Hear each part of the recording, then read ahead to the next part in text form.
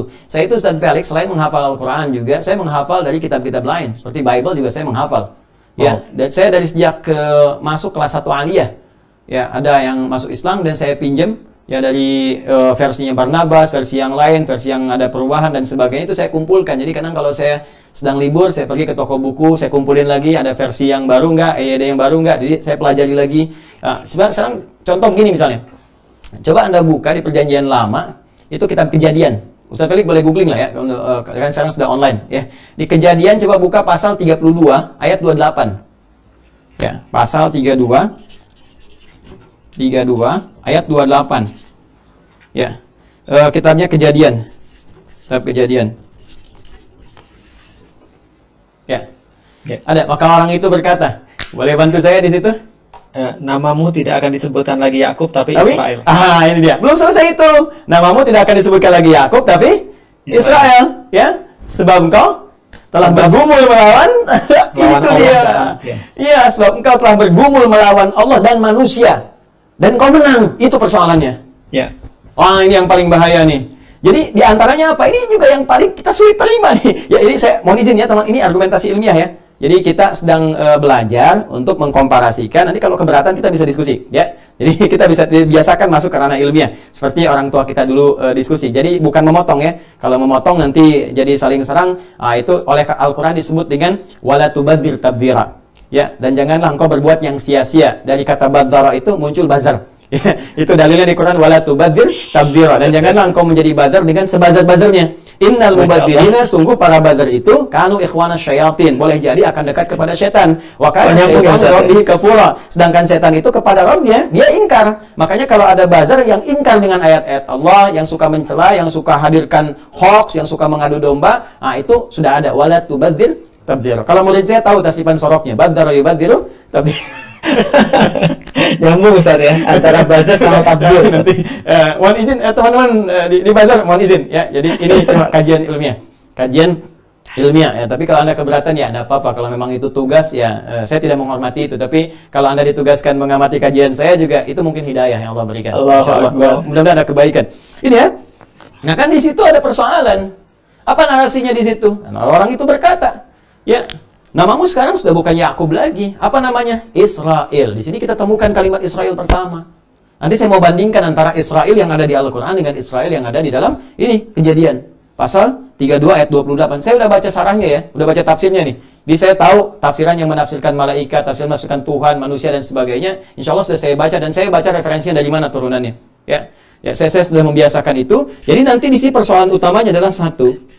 Yakub alaihissalam.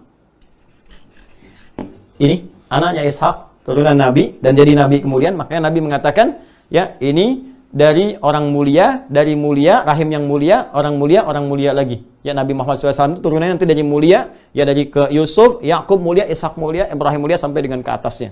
Nah, saya teruskan ke sini, tapi di sini di Kejadian ya pasal 32 ayat 28 dinarasikan Nabi Yakub itu pernah bergulat dengan Tuhan. Anda bisa bayangkan nggak, jadi Smackdown itu bukan sekarang aja, dulu sudah ada gitu. Ini persoalan, dan Tuhan di Smackdown oleh Yakub, ini persoalannya, dikalahkan.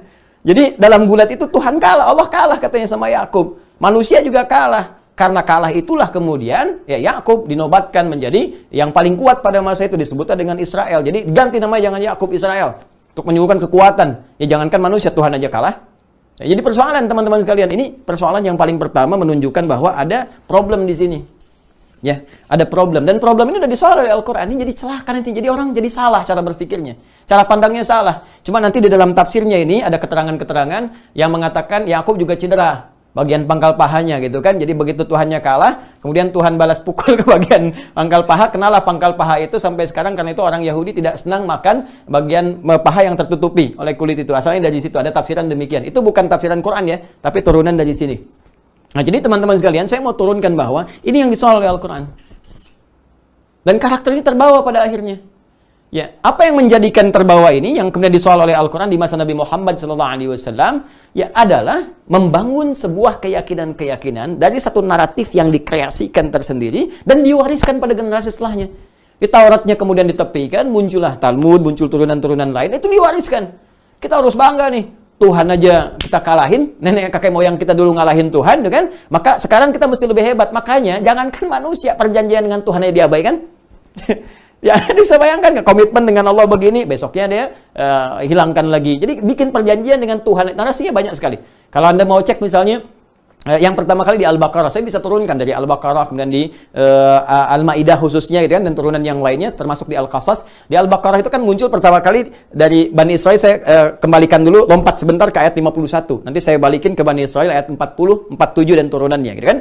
Ayat 51-nya kan jelas, wa idh wa'adna Musa 40 lailatan thumma takhadhtumul ijla min ba'dihi wa antum zalimun.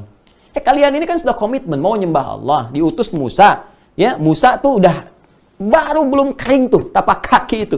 Tapak kaki belum kering, dibebaskan dari Firaun dan turunan-turunannya gitu kan. Yang turunan maksud di sini bala tentara yang pada saat itu ditenggelamkan ya di Laut Merah itu. Ketika semuanya selesai selamat dari situ, Musa diminta oleh Allah menghadap dulu untuk mendapatkan pedoman hudan itu.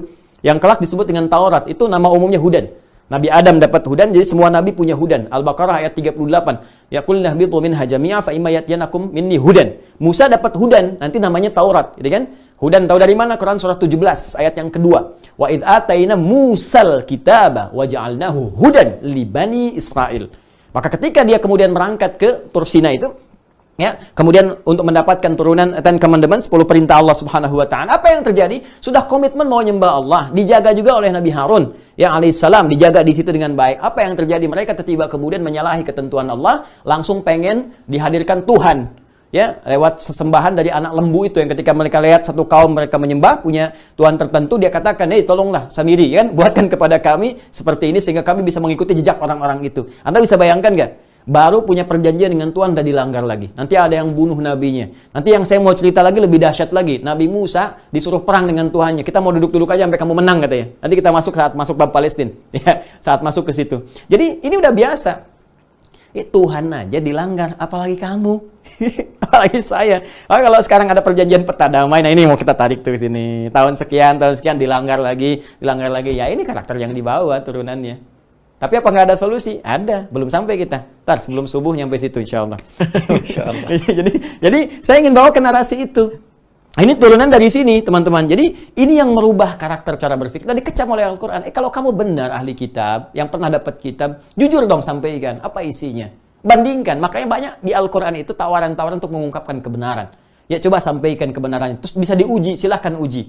Ini benar nggak bahasa Tuhan seperti ini? Ya, apakah ini bahasa manusia? Kalau bahasa Tuhan nggak akan bisa. Semua manusia bisa menirunya. Makanya Al-Quran tegas sebelum disampaikan kepada kita, ya nilai-nilainya, tuntunannya, hikmahnya, itu bahkan menawarkan dulu, bahkan menantang.